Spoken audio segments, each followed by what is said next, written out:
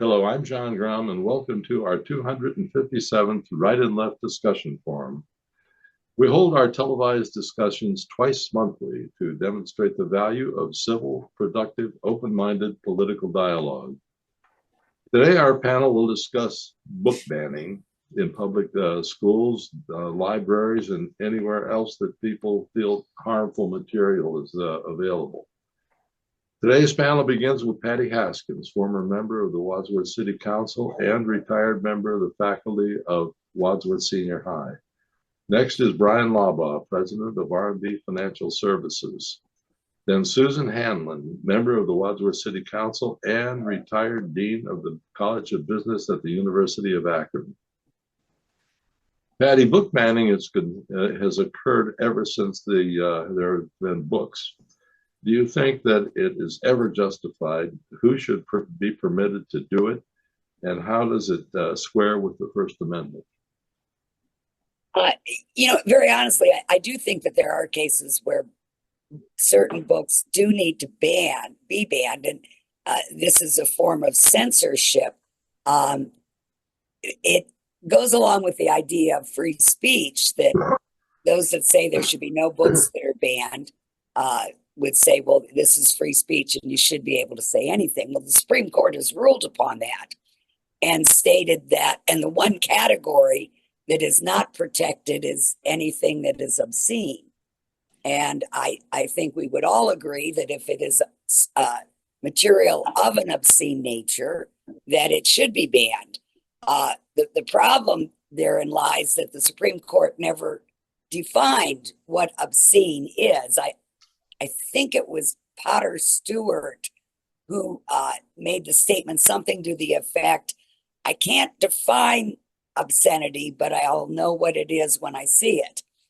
And because of that, there are certain things that, obviously you can't go into the library and pick up a copy of Playboy and walk out with it, nor would a teacher encourage students to read that particular literature. Well, I keep losing one of the biggest problems that we have, I think, is some of the laws that have been placed in the last 10 years or so into various states like Tennessee or Iowa or Kentucky, and primarily in Florida, where we've taken this idea of censorship and banning of books to an extreme, whereas one parent can walk in and say, I don't want my child to read that book for whatever reason. And in Florida, for example, within 5 days, the book has to be removed from the shelves of the school. This can also apply to a library. And then it has to go before a committee. And if it's deemed that anybody in that classroom is upset by that they should not be allowed to read that book.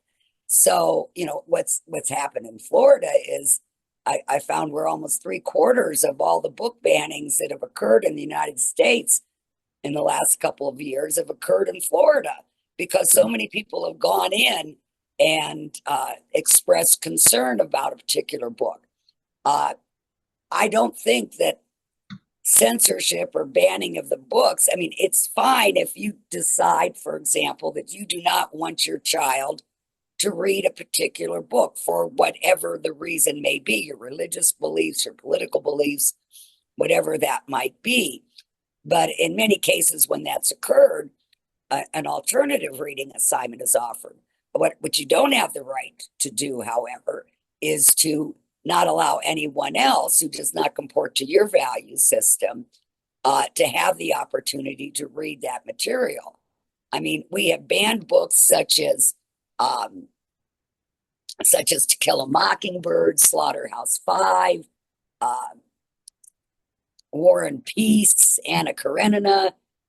The Harry Potter series was challenged because it dealt with witchcraft. And, I think we could all agree that the Harry Potter series was one which brought about an insurgence and a popularity of reading for children. So, this becomes a problem. There was a case in Duval City in Florida where a parent came in and said, I don't want my kid to read this book that's a bio on Roberto Clemente. And if you don't know who he is, to our He was a ball viewers player. Yeah. for Pittsburgh Pirates, Yeah. right? And within his bio, there was discussion of the racial inequality that he faced in coming up through baseball. There were parents that didn't want their child to read that because they felt that there is no such thing as discrimination, and this just puts the United States in a bad light, which to me is ridiculous. Now, eventually, that book was placed back on the shelf, but it took months and months for that to happen because one person had the complaint. Now, Florida has since, I know, modified their law. They have stated that one of the things they did was that in order to make a complaint, or if you're making a complaint and you don't have children in the school district, you are only allowed to ban one book or bring up as a concern one book a month. I know I had seen a gentleman on TV recently, it was actually on Fox, and he was talking about how proud he was in the state, and I can't remember the state he was in, where he bans like 100 books a month. He walks in and just says, I don't like any of these. He has no children in the school district, but he just doesn't want anything said in a school district or from the library and be available to people unless it comports with his value system and his political system. And that in and of itself is wrong. Yeah, but people do that anyway. Have you ever heard of anyone being arrested or fined or fired for? Well, I know in the case of Florida, there is a huge fine and they can be arrested. And I'm sure that they have done that. There's a little bit of difficulty in supporting this law and enforcing it. What happened in Florida, I know, though, is that because of that threat, many librarians, whether in the school district or within a public library, were simply stripping the shelves of books for fear that they would be fined or that they would go to jail. And, that's not fair. Most of the time, I mean, I know in our schools, what was done is if there was a parent that objected to a book for a particular reason, and it was part of the reading assignment, they were given an alternative book to read that was not part of the curriculum. Mm-hmm. And that can be done. Even to the extent of if you were showing a movie in your classroom of historical importance, the history teachers I know, whenever they showed a movie, had to send home a note to the parents to have it signed to approve the fact that their child was going to watch that movie. Wow. So, there are ways around it without totally banning and censoring the material and the knowledge which is important to our children. And Bryan, what are your thoughts? Well, I'm going to have to agree with Patty on this one. I think when you have a Taliban of one that can go in and have a book ban, that's kind of ridiculous. I've always questioned some of the laws that Florida's put in place. I think it's sort of an overreaction. There are some books that probably don't belong in the hands of anyone, but let them make that decision. Now, when it comes to kids, I agree. When our kids were at the high school, and we got a letter that came home and said, we're going to be watching this movie, depending upon what movie it was. If you want your child to watch it or not watch it, let us know. We'll make some sort of adjustment for them. I don't think they ever came home with any books or anything that was so offensive that we felt that we needed to have them not read it. But the notion that you can just go up and complain about a book and it has to come off the shelf, it seems kind of ridiculous and kind of an overreaction to, some of the issues that, schools face. There are some books that are pretty graphic, and I kind of wonder about those. And maybe, the school board or whoever's in charge of making sure the right books, are placed in those curriculums, are reviewed. And if there is a question, take it to the school board, discuss it. Don't get blindsided by it. These little reels come up and the parent shows up at the school board meeting and she's got a book that her, seventh grader is supposed to read, and it's pretty graphic. I mean, things that are going on, behind closed doors and relationships between same, sex couples and all that kind of stuff. And the school board basically has to gavel her down because they're embarrassed by it. That should have never gotten to that point. As far as I'm concerned, let's review the books. And if there are issues, take care of it before it gets to the point where it's in the hands of a sixth or seventh grader or in the hands of a parent that objects to that kind of stuff. I really think that at times there's this knee-jerk reaction when something happens that it sort of really kind of taints the whole picture, and it makes everything look bad. It makes, school systems look terrible. And I really don't think it really goes that far. It's maybe that one bad apple or that one book that shows up that slipped through the cracks, or maybe the teacher inserted it without going through the proper channels to get it, approved. But I think locally, I don't know if we've ever had an issue like that. I've always been pleased with the communication of the teacher with the parents. There are people with different religious beliefs that that would be offensive to them. So they make an accommodation. I don't see any issue with that. Why should the rest of the class suffer to read To Kill a Mockingbird if one person doesn't want to read it? Let them read something else. Pick out another book, make an accommodation, and let them read it, give the report, and go on with it. Let's not, dig on our heels and say, no, nobody gets to read this book because Sally or Jim, doesn't want to read it. I recognize that people have religious beliefs, and they might not sync up with everybody else's religious beliefs. But, I've worked in different environments where people had religious beliefs where they didn't celebrate Christmas, or they didn't celebrate birthdays, or they didn't celebrate, other things. That didn't mean the rest of us didn't do it.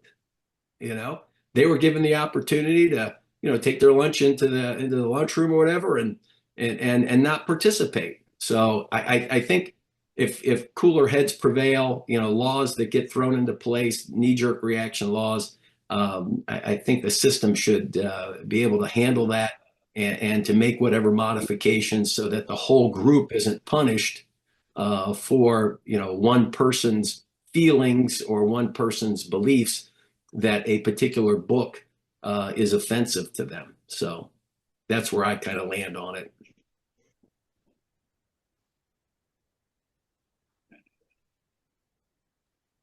Looks like John is frozen, so let's just go to Susan. Okay. All right. This is a very interesting because I agree also that I don't think what I would say about if you can hear me or not, lost everything. Yeah, we can hear you. Right. What I threw this out to a group of my friends the other day, and somebody actually who was a teacher came up with a good phrase, and she said, the only place that books should be banned is in the home, and the only people that should ban books are parents. And that's the thing I am perplexed by is, this has been, and after a few things that I read yesterday, probably inaccurately characterized as being a Republican thing, a conservative thing, which goes so against, the First Amendment and a basic premise of being an American is you have, it's a land of freedom, and it's free choice, and it's individualism. And so this notion of, communities banning books just is, it just blows my mind, actually. It's so archaic, honestly. It's so old fashioned. And what I read, though, was that once you get out of Florida and Texas, and they look at all the other, communities that have had book bannings, that they are almost split 50-50 between community places that voted Democrat in the last election and places that voted Republican. So, like I said, once you get the media out of it and the sensationalism, and you get Florida and Texas out of the picture, it's kind of across the board. And I really don't understand it. It seems to be fueled a lot by it's almost 100% about gender and sexuality, and this big concern about transgender students. And it also seems to be focused on middle school, even more than high school. And I go back to my experience of being on the board of the Wadsworth Public Library for, I think I was on it for 18 years. And we certainly had issues like that come up, but we defaulted and relied on the judgment of professional librarians. And, these people have master's degrees. And I don't think, I don't want to stereotype it. As a whole, I don't think I've ever met a more professional, intelligent, caring group of people other than professional librarians. And I think, every school district should have a professional librarian, either on staff or as a consultant. They should be making the decisions. Parents don't make these decisions. School boards shouldn't make them, and legislators shouldn't make them. They're not professionals, and they know how to choose books. And we I can remember a few times things would come up, and what they did was they would put these books on a separate shelf, and they just put, you need permission of your parents to check out these books. And so if a kid wanted to check out the book and they bring their parent, you can, read that book. I know there's a lot of bad parents in the world, but I really am getting tired of other people think they should raise everybody's kids, and thinking that they're going to fix things. And then the other a good quote I read too by an author of young adult books. He said, if one book could change your worldview, then there's something else wrong. Like you should be well educated enough, and you should be I'm just going to say well educated enough that you can read a book that is like crazy, like, wow, I never knew this happened. I never knew there were people like this in the world. And then I go on with my life, and I read another book, or I talk to my parents about it or something. But this idea of, I'm going to swoop in. And the other thing that is that the rise of, there's 3 national advocacy groups.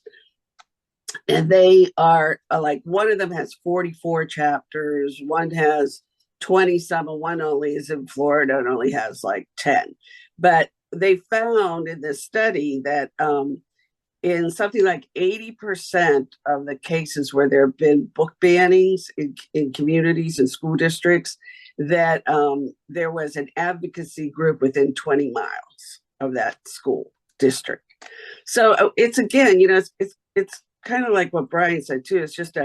It's like become this thing where 1 or 2 people can go in and just make so much noise and be so, I don't know, just loud, and so extreme and so mean and so disruptive that you can't help it. School boards, librarians, whatever, teachers, they give in because they're afraid and don't want to deal with it.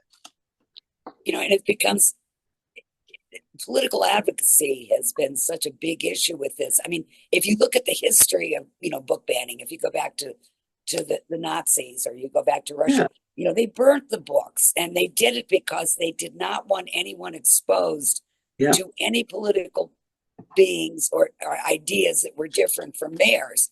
And it was a way for indoctrination. And there are still those today that want that. And some of the, complaints about the books that, and yes, I agree, Susan. I think the biggest issues, and I think actually is the biggest issue, is those books that have to deal with LGBT issues and so forth. But there are also those, and there are many of them, that simply do not want any political theory mentioned that is different from theirs. And that goes on both sides because, Oh, yeah. We're seeing this now with, although I disagree with it, I know Meta just came out and said that they're not going to fact check anything, that you can publish any lie you want, and that's freedom of speech. And I'm not sure I agree with that, that there shouldn't be that correction, but that's another topic for another day. Well, and it still gets back to this notion of people need to think for themselves. Yes. People just need to stop being so influenced by everybody else. And they need to stop being so lazy where they believe everything they read. Yeah. And I think that's one of the things I was just thinking, do any kids read anymore? Right. I mean, I remember coming home with books, depending upon what we were studying, there was always additional reading. Yeah. Now it seems everything is done, through a podcast or through something else. Now, I enjoy certain podcasts, but I certainly enjoy reading. Yeah.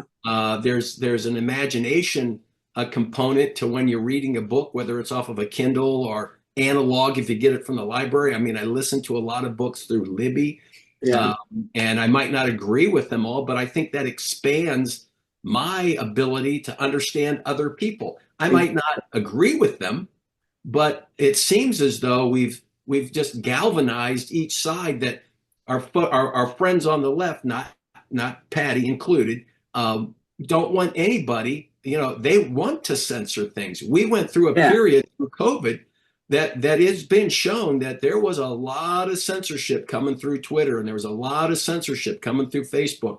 People were banned.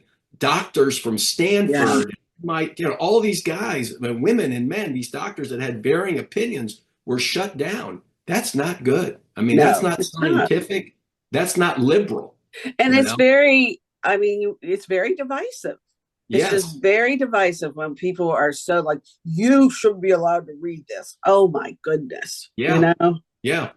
Well, and I think one of the big things that came out originally was that there were complaints in Florida about like I said before, anything or any book that presented any reference to the United States that was not in a glowing fashion, that they did not want to point out any of the mistakes or problems that we've had over the years, so that we might learn from them, that this should be banned, so that we have this, looking through rose-colored glasses. Well, you're going to have about a 3-page book if that's what you're going to end up with. Right. Exactly. And you talked about, the reading. It's when I mentioned the Harry Potter books and the resurgence in reading. I mean, I remember when those books came out that kids were actually standing in line at bookstores to get the first copy of a Harry Potter book. Mm-hmm. They weren't standing in line for concert tickets. They were at a bookstore waiting for a book to read. And it encourages children to read. Now, obviously there's always things that are age appropriate. Yeah. Kids. You don't teach the same or let a kindergarten student read the same book that a senior high school student would read. But, I, for one, am glad my kids read To Kill a Mockingbird in high school. Yeah. There are books that are essential and they're being banned because people are small-minded. Small-minded, that's right. Yeah. Yeah. And they want everyone to think exactly the way they do. Yeah. So I read another thing about New Jersey recently passed a ban on book banning.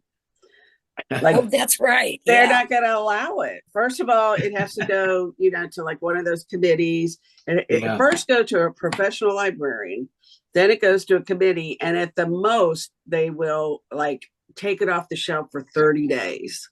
But they don't ban books. They're not going to ban books. Yeah. Well, Susan, you mentioned about, librarians and the importance. That's the other thing. Who is doing the banning and who, it should be the librarians, the school officials, parents involved too. But the government shouldn't be the one deciding what your child should read or your child should And oh They gosh, can I easily think have an that- adult section. I remember back in the day working at a CVS when I was coming through high school, all the bad magazines were behind Yeah. the counter. But Yes. they're You know, there. and you had to be a certain age to get. Yeah, And why can't that be a workaround when you go to the library and your absolutely. sixth grader walks up and says, "Hey, I want to check out this book." It's Yeah. like, wait a second. You Right. know? Well, unfortunately, with the internet being what it is, Yeah, Oh. right. there are Yeah. no stops to preventing you from seeing things or finding things. Yeah. Yeah, I wish we had somebody. I would love to talk to one of these people that is so into book banning. Because Yeah. I mean, it's a mystery to me. It really Yeah. is. And that's what I don't understand is that kids today on their phone, and that's why I'm a proponent of making sure your kid doesn't have a phone. Give them a Yeah. dumb. If you have to he's got to be connected to mom and dad with an umbilical cord. Give them a stupid phone, just a phone, the old flip phone. Yeah. Yeah. On their phones now, they can get any smut Anything. possibly imagine, and they're worried about books. Yeah. Yeah. Yeah. That's a good point. Let's ban the smartphone. Well, Let's ban smartphones for anybody that's 18 and younger that hasn't had their brain developed. I mean, the ban garbage. the internet. Yeah, the garbage that they get, and it's like, really, you're going to ban To Kill a Mockingbird or this book over here? But you got your kid that's got the latest iPhone, and he's downloading porn 24/7. Come on, doesn't make sense. No, it I think doesn't. that's a topic for another show, Brian. There you go, porn. Banning of cell phones.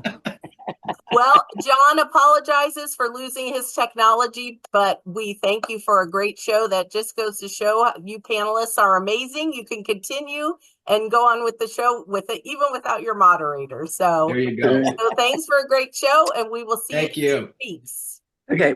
Bye. Take care.